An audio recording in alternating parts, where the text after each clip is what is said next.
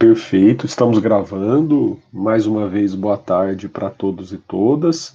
Eu quero falar um pouquinho na aula de hoje da Idade Média. Então, se nós falamos até aqui de Roma e dos significados da palavra direito, nesse momento eu gostaria de avançar na disciplina discorrendo sobre a Idade Média. O que é a Idade Média?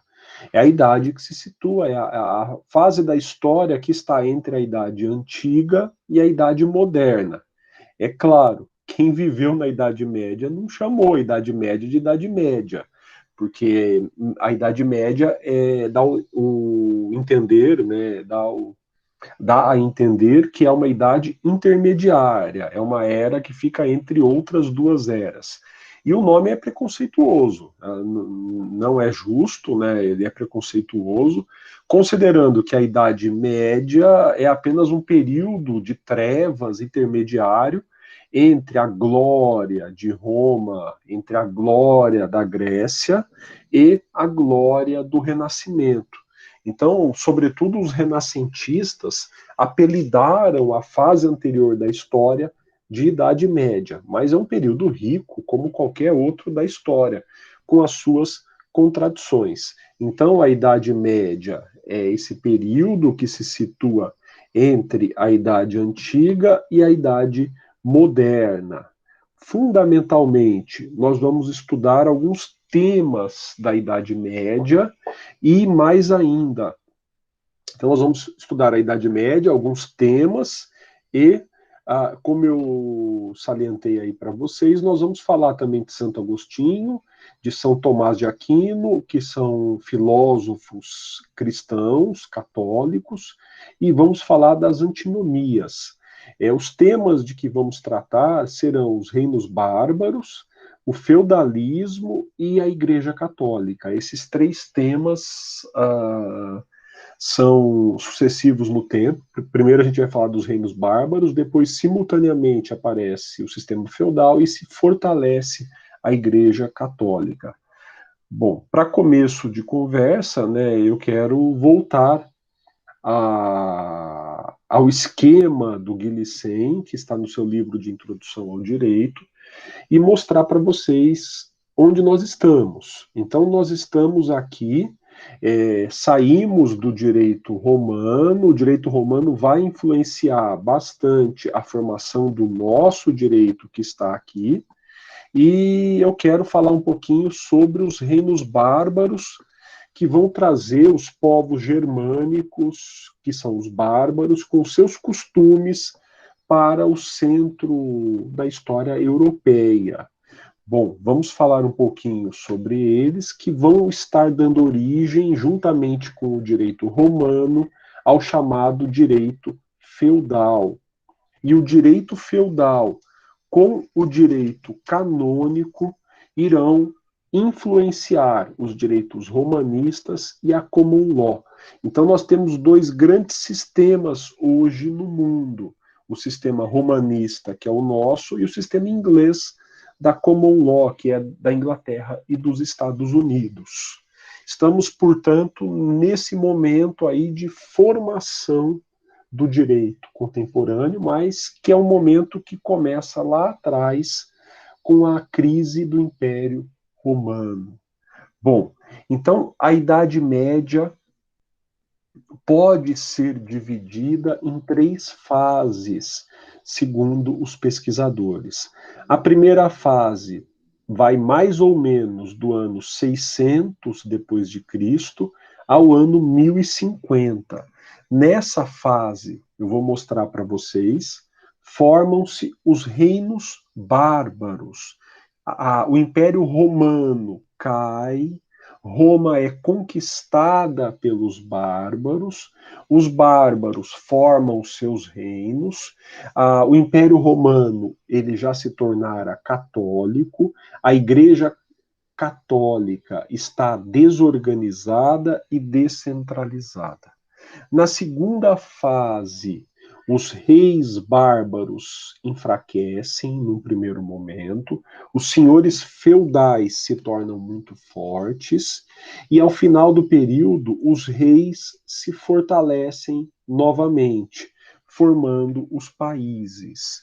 A Igreja Católica, por seu turno, se fortalece, ela se centraliza, a noção de Papa que temos hoje, ela se consolida nesse momento, e também a Igreja Católica estará espalhando pela Europa, além de colégios que já existiam, também as universidades. Portanto, isso vai ter um grande impacto no pensamento jurídico, porque o direito vai ser um curso superior ensinado numa universidade. A última fase, de 1300 para 1500, é marcada pela peste e pela crise econômica, mas nós vamos, a partir daí, sair daqui da Idade Média e já considerar alguns elementos, como as próprias universidades, na formação do pensamento moderno, na formação do direito moderno, tá? Aliás, agradeço aí a Jaqueline pela lembrança, né, que é Dia dos Professores. Eu queria que todos vocês trouxessem amanhã uma maçã para mim, mas vai ser inócuo, né? A maçã vai ter que ser uma maçã, muito obrigado, Bruna, vai ter que ser uma maçãzinha virtual, né? Vai ter que ser uma maçãzinha digital. Muito obrigado aí pela maçã também, tá, Bruna? Eu vou voltar, Francisca, então, para a tela. Lembrando que o material já está disponível para vocês. Mas o que eu dizia, então, é que são 3 fases da Idade Média e a história ela não é linear, pessoal. Aqui no meio já acontecerão algumas coisas que vão marcar o pensamento moderno. A gente vai dar outro enfoque, a gente vai para outra apresentação para tratar dessas coisas. E nós vamos passar por cima dessa última fase da Idade Média, já enfatizando os fenômenos e os acontecimentos que marcam a Idade Moderna.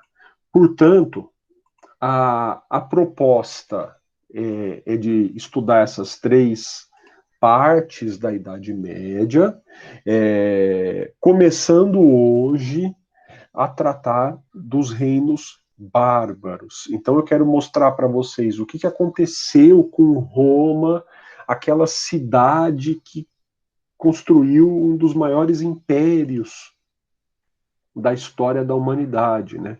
Uma única cidade que conquistou quase toda a Europa.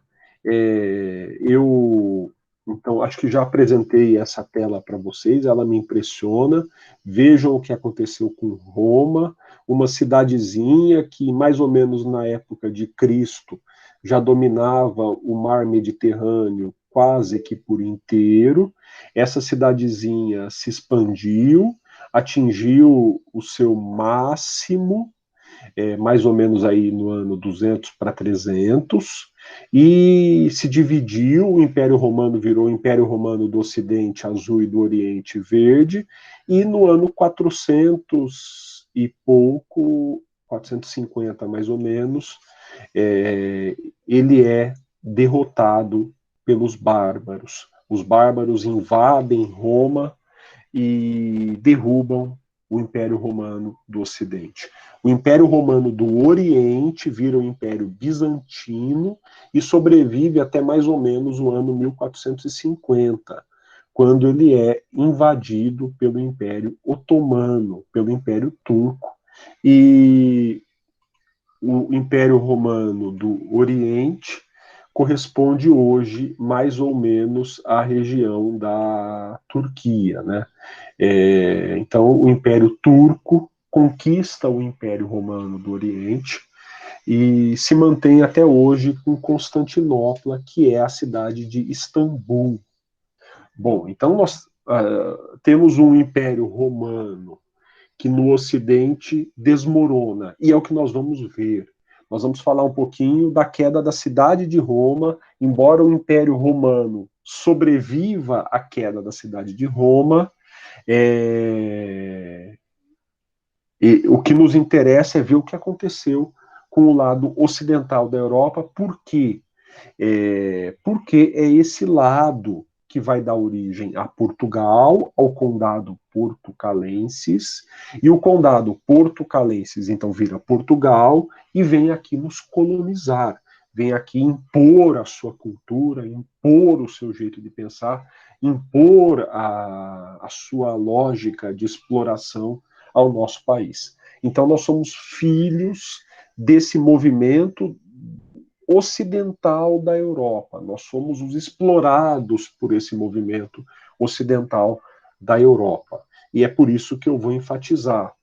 Portanto, o Estado brasileiro é herdeiro do Estado português, o direito brasileiro é herdeiro do direito português. O direito português é herdeiro do direito feudal e romano, com influências do direito canônico.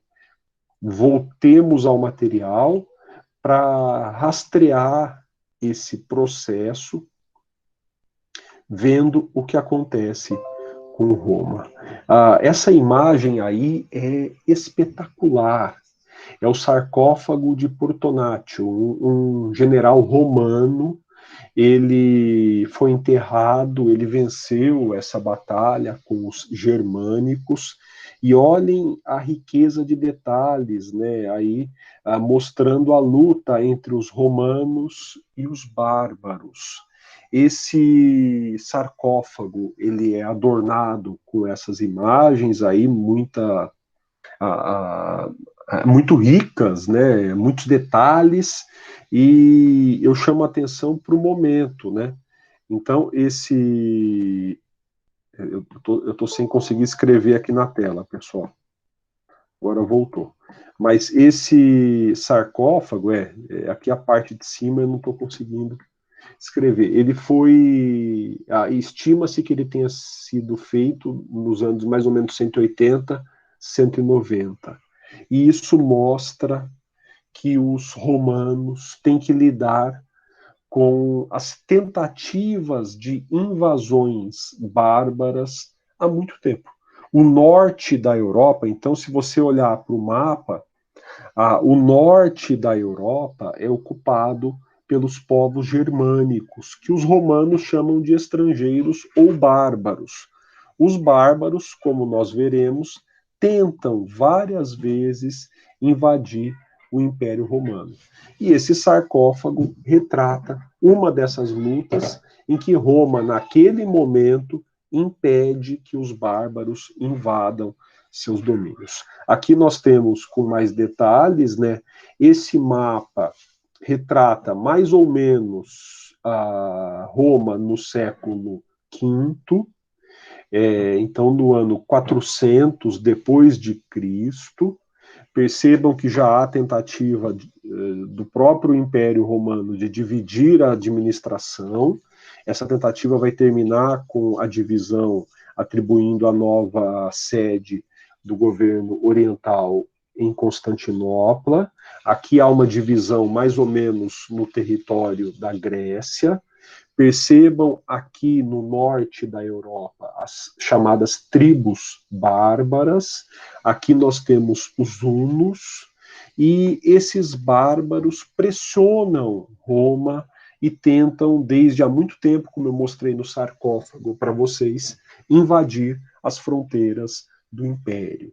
Roma resiste, mas no momento que eu trago esse mapa aqui no século V, então no ano 400, muitos historiadores e analistas dizem que o Império já vivia uma grande crise. Talvez essa crise comece lá pelo ano 100, 200 ou 300, e essa crise é descrita por alguns historiadores como a barbarização de Roma. Isso significa que aos poucos os povos bárbaros estavam migrando para Roma. Uma coisa é falar que os bárbaros estão reunidos em exércitos tentando invadir Roma. O que os historiadores detectam é que, além dessas tentativas de invasão, vários bárbaros estavam migrando para ir trabalhar em Roma, para morar em Roma, para procurar uma vida diferente dentro do Império Romano, acreditando que a vida lá fosse mais segura. Então, há uma disseminação da cultura bárbara dentro da cultura romana. E é claro que isso gera preconceitos. Os intelectuais romanos ficavam horrorizados porque eles viam que os valores romanos estavam se perdendo. Para guardar as proporções, tá? É mais ou menos o que acontece nos Estados Unidos, em que o norte-americano médio fica um tanto frustrado por ver que o que seria o seu país está sendo ocupado por latinos, que somos nós.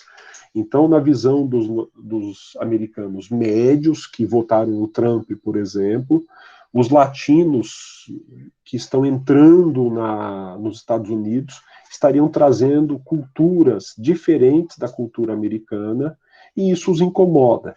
A mesma coisa acontecia no Império Romano. Então, ainda que os bárbaros não conseguissem propriamente invadir Roma, eles entravam, eles migravam, eles, portanto, passavam a viver dentro de Roma. Essa crise vai terminar com a queda de Roma.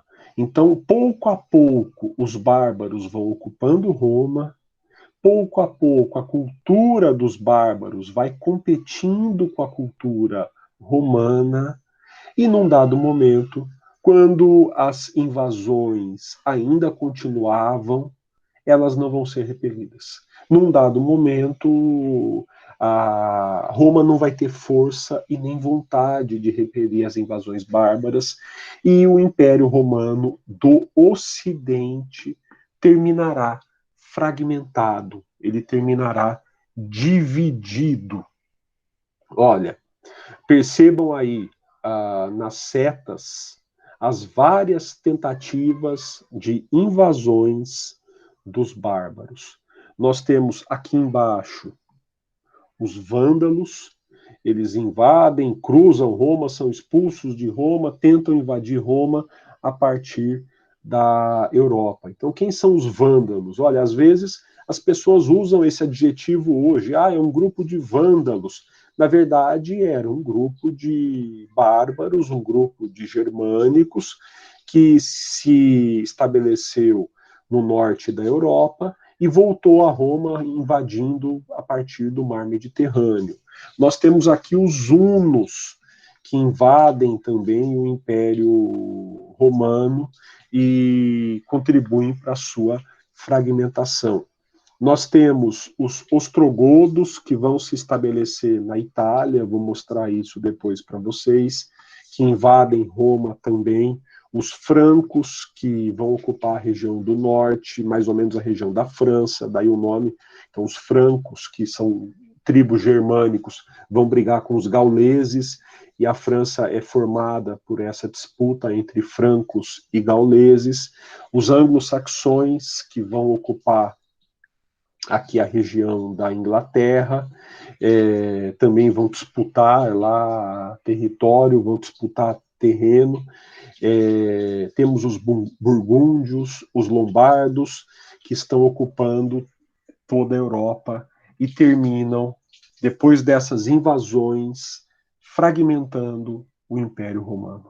E o Império Romano passa a ser alguns impérios bárbaros, alguns reinos bárbaros. Perceba que o Império Romano do Oriente continua, e vejam a diferença. Eu estou aqui com dois mapas, permitam-me voltar.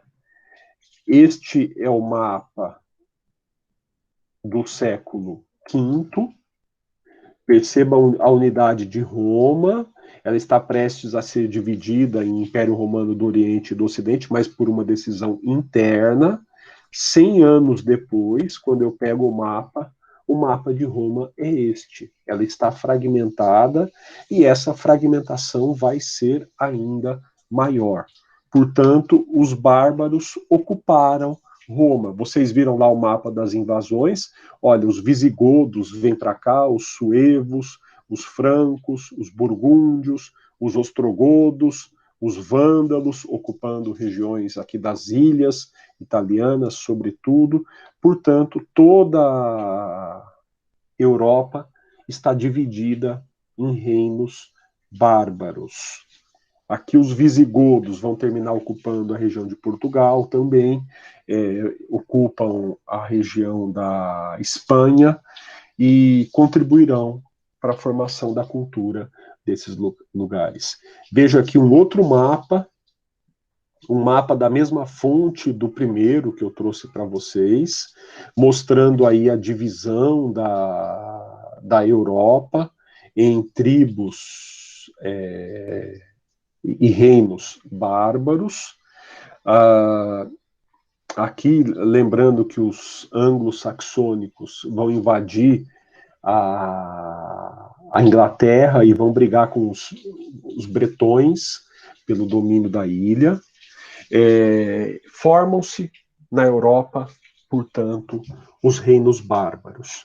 Os reinos bárbaros, eles são governados por reis bárbaros, mas a cultura romana é muito forte. Eu comentei com vocês lá atrás que há fenômeno similar aconteceu na Grécia. A cultura grega era muito forte. O povo grego não tinha uma unidade como os romanos, não era uma civilização única, mas uma civilização fragmentada em cidades independentes. Os povos gregos falavam uma língua comum, compartilhavam ideais filosóficos, compartilhavam mitologias, compartilhavam cultura. Ora, quando os gregos são invadidos, a cultura grega era mais forte que a cultura dos invasores, e ela sobrevive. Tanto é que, ao longo da história, a língua grega continua sendo falada na região até o presente.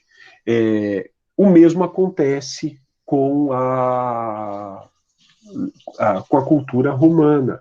Os bárbaros invadem Roma, mas, por algumas razões, a cultura romana era mais forte do que a cultura dos bárbaros. Então, depois da invasão, acontece um gradativo processo em que, ao invés de apenas os romanos se barbarizarem, como foi dito lá atrás, mas acontece um processo inverso. Os bárbaros se romanizam.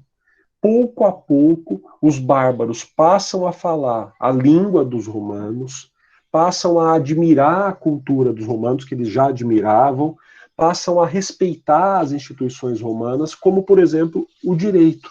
Então, há uma fusão de culturas que vai terminar na prevalência, no predomínio da cultura romana.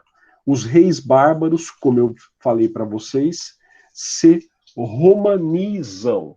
Eles adotam muitos dos costumes romanos. No caso do direito, isso se manifesta no princípio da pessoalidade da lei. Os reis bárbaros vão julgar os conflitos que acontecem nos seus territórios, respeitando a origem dos conflitantes.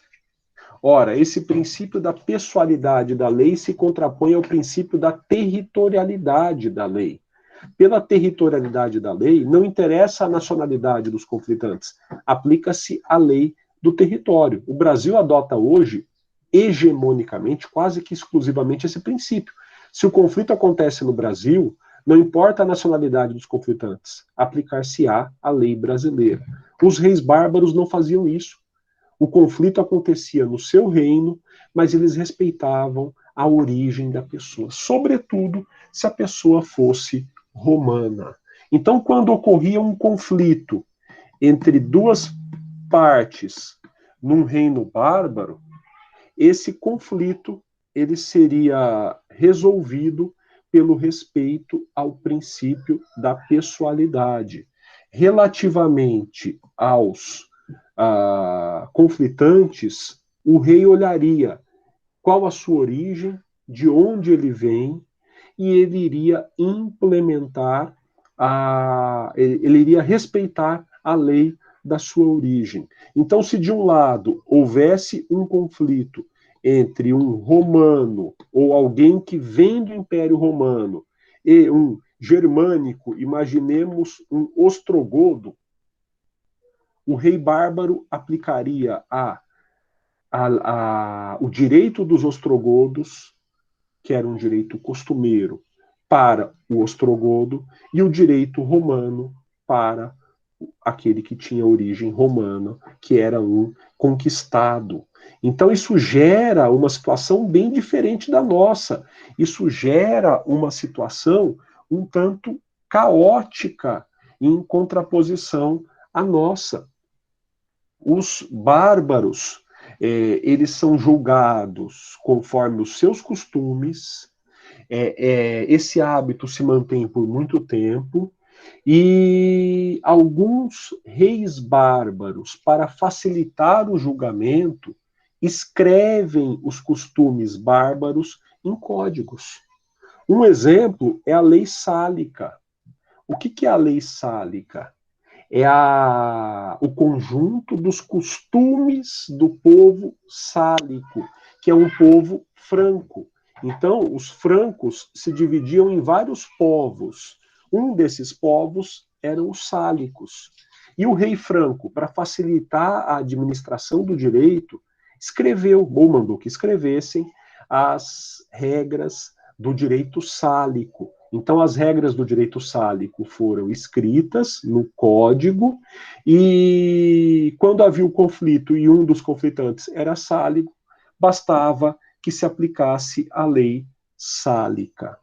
Por outro lado, os bárbaros conquistaram Roma. Então, eles conquistaram um território ocupado por muitas pessoas oriundas diretamente do direito romano, oriundas diretamente do Império Romano. Quando uma dessas pessoas entrava em conflito com um bárbaro, ela reivindicava ao rei bárbaro que para ela aplicasse o direito romano. Com o tempo, os reis bárbaros foram escrevendo também aquelas leis romanas que eles entendiam serem aplicáveis aos bárbaros, perdão, aos romanos. Ora, o que diferenciava, na maioria das vezes, um romano de um bárbaro era a religião. Os romanos normalmente eram católicos. Então, o rei bárbaro, quando percebia que um dos conflitantes era católico, aplicava a ele as regras do direito romano. Muitas vezes estavam compiladas em códigos feitos pelos reis bárbaros. Um exemplo é a Lex Romana Visigotorum. Ora, o rei visigodo, que dominou parte do território europeu, né, eu mostrei para vocês, o rei visigodo determinou que para os romanos que habitavam em seu território fossem aplicadas as regras que estavam discriminadas na Lex Romana Visigotorum. A Lex Romana Visigotorum é de 506, então o rei visigodo está aplicando para os romanos que habitavam nesse território as regras que estavam contidas nela. Essa Lex Romana Visigotorum, a lei romana visigoda, foi atualizada em 654 e recebeu o nome de Fuero Rusgo. O Fuero Rusgo continuou sendo, em 654, o conjunto de regras que os romanos deveriam seguir e que o rei visigodo aplicaria aos romanos. Bom, o que vai complicar essa história, ou simplificar essa história, é que, com o tempo, como eu falei para vocês, os reis passam a adotar o direito específico a cultura romana. Então, com o tempo, os reis bárbaros passam a adotar a cultura romana, inclusive a religião romana, que era católica. E chegará um dia em que o próprio rei bárbaro vai se considerar romano. Vai ser curioso, daqui a pouco eu vou falar disso, mas os reis bárbaros vão começar a disputar quem tem a condição efetiva de herdeiro do Império Romano. Todo rei bárbaro vai querer ser o verdadeiro herdeiro do Império Romano e o imperador romano. Ora, então o que, que nós temos? Nós temos um contexto de pluralismo. Eu peço um minuto só de paciência para vocês. Eu vou só ativar aqui uma gravação externa que o pessoal não está conseguindo ativar e eu já volto. Eu vou pedir um instantezinho de paciência.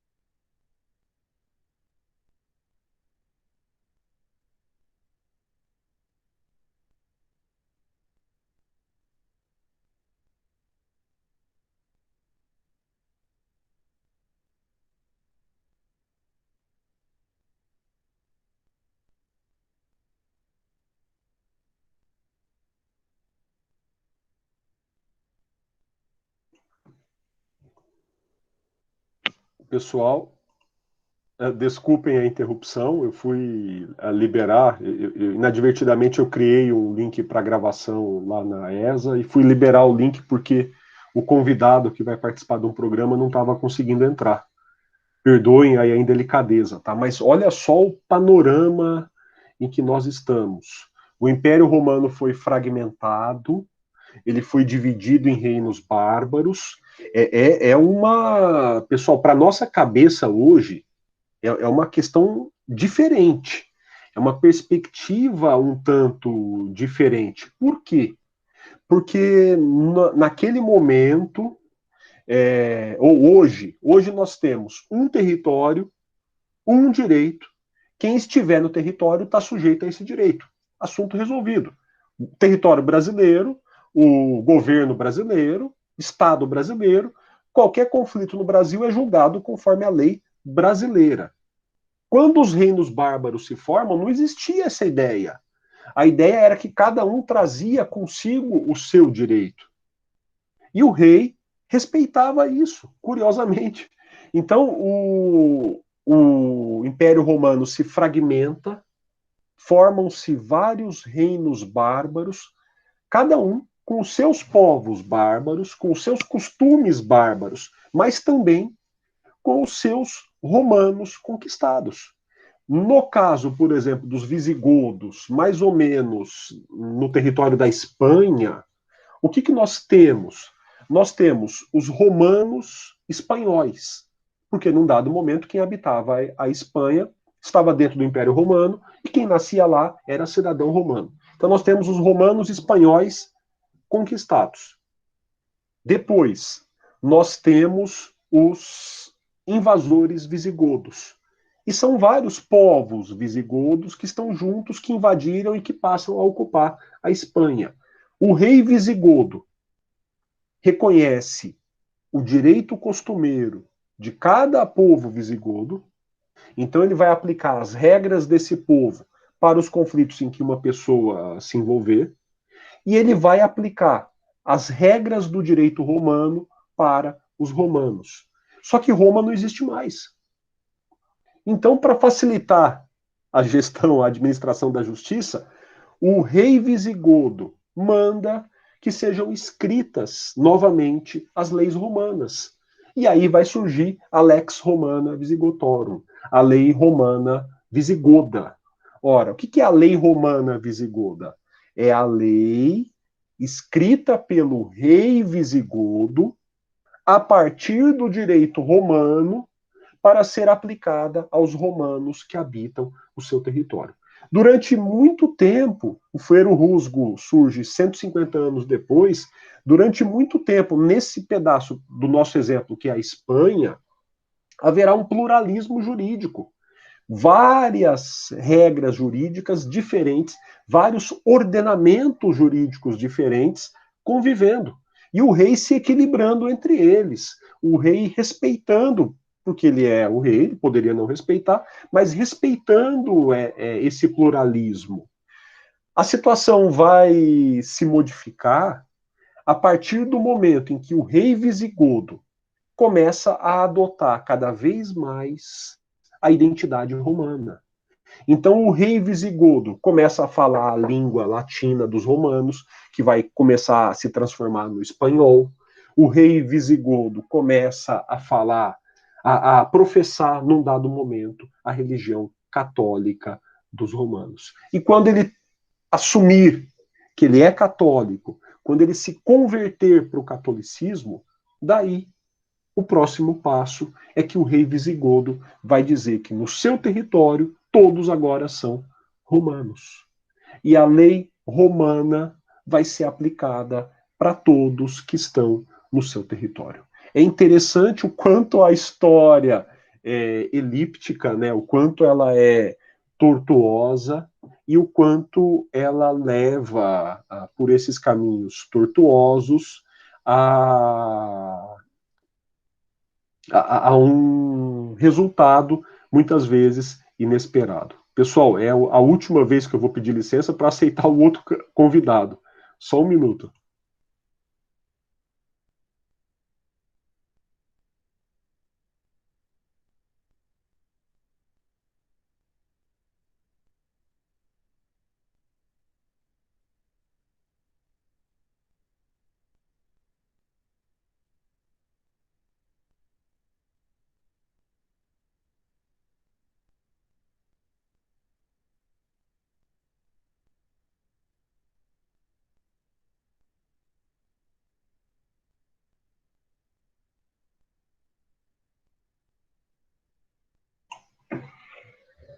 Desculpem de novo, pessoal. Vai ter um programa de entrevistas. O primeiro eu autorizei a entrada, agora autorizei do segundo, e eu vou aprendendo que quem cria reunião é o único que consegue autorizar os convidados, tá? Então, percebam aí, pessoal, como eu dizia, que forma tortuosa, que forma elíptica que a história nos deixou, né? Os invasores, desde o início, não impõem o seu direito sobre o povo romano, respeitam o direito romano, o rei visigodo respeita o direito romano, e com o passar dos séculos, porque isso não é uma coisa da noite para o dia, é rei após rei, séculos depois, o próprio rei visigodo se autoproclama romano. E o mesmo vai acontecer com os francos, com os germânicos. Então, esse mesmo processo vai acontecer na Europa inteira. E qual é a consequência disso? A preservação de grande parte dos institutos do direito romano. O direito romano termina preservado porque os povos terminam por se autoproclamar romanos. Bom, dito isso, eu conversei um pouquinho aí com vocês sobre as fontes. Então, o que nós vimos é que há um pluralismo no primeiro momento. O rei bárbaro vai respeitar os costumes bárbaros para os povos bárbaros. E ele vai respeitar as leis romanas para os povos romanos. Por que a gente chama isso de direito romano bárbaro?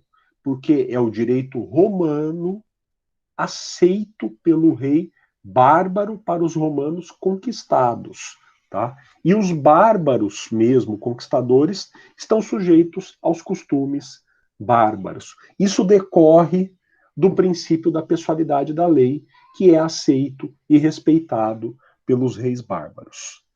Bom, o tempo continua na evolução e nós temos uma Europa fragmentada e uma civilização cristã que é a mais fraca do mundo ocidental.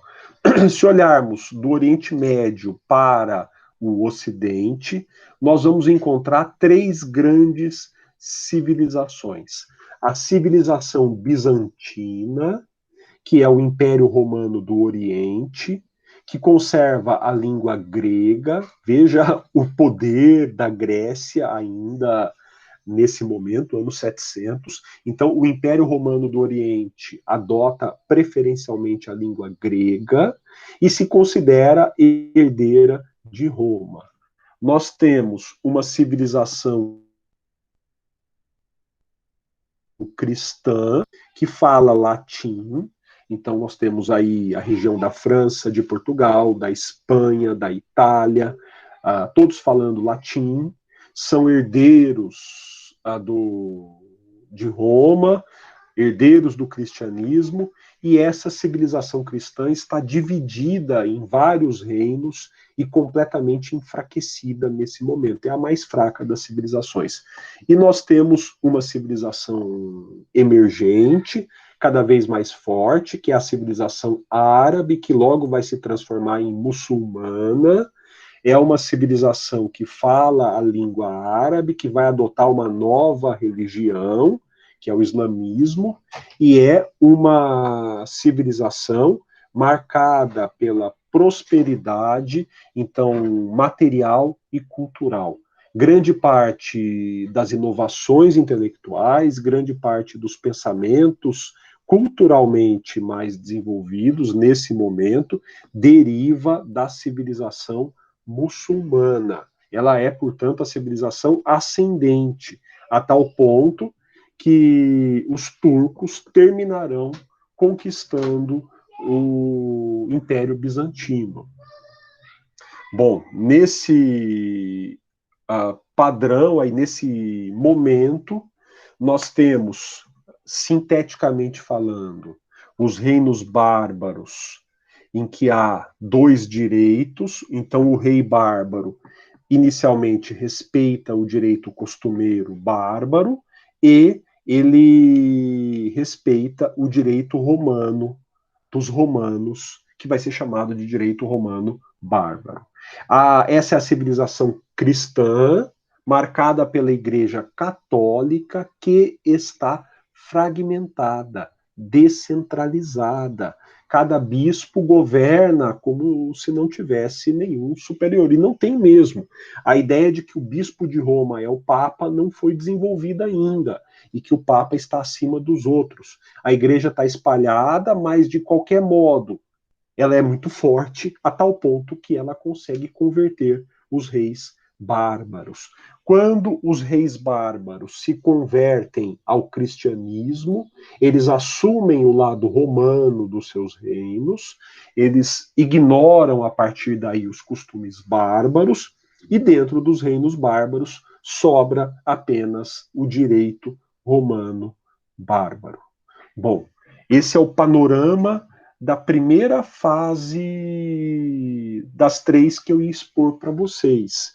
Vejam aí um outro mapa do século IX.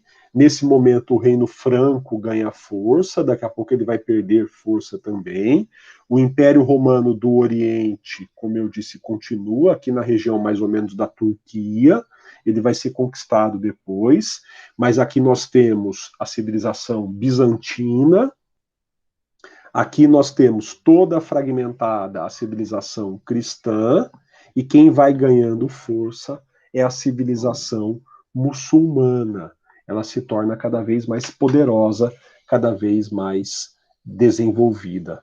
Aqui nós temos um século depois, então veja, século IX, século X, então ano 900 mais ou menos. Perceba que a fragmentação aumenta na Europa, a civilização bizantina continua e a civilização muçulmana começa a se diversificar em muitos califados, em muitas civilizações menores, e acontece talvez a expansão máxima na Europa Ocidental.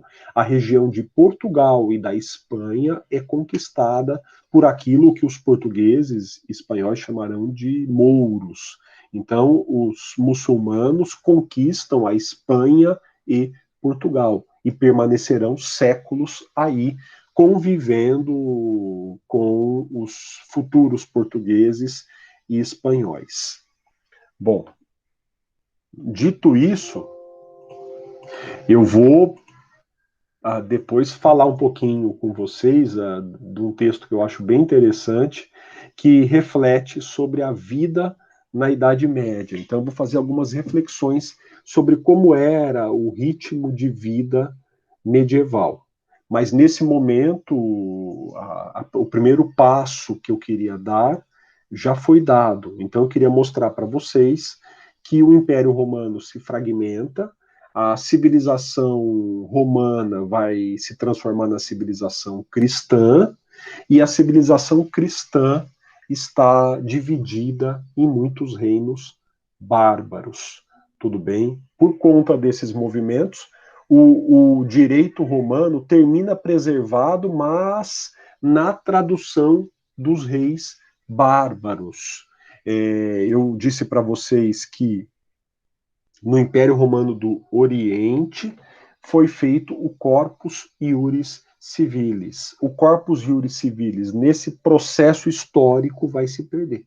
Ele vai desaparecer, vai ficar perdido por séculos até ser redescoberto. Tá? Tudo bem aí, pessoal? Desculpem novamente as duas interrupções aqui, né? É desagradável quando acontecem interrupções assim, mas fundamentalmente o que eu queria trazer para vocês era isso. Alguma dúvida?